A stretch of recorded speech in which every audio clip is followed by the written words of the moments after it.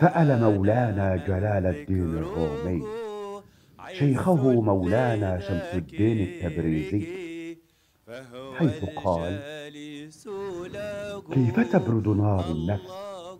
فرد عليه: بالاستغناء، استغني يا ولدي فمن ترك ملك. فرد عليه مولانا جلال الدين الرومي: وماذا عن البشر؟ فقال له مولانا شمس الدين التبريزي: هم صنفان، من أراد منهم هجرك وجد في ثقب الباب مخرجا، ومن أراد ودك ثقب في الصخرة مدخلا.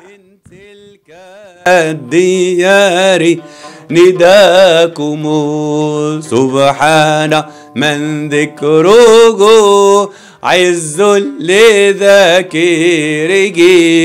فهو الجالس له الله الله.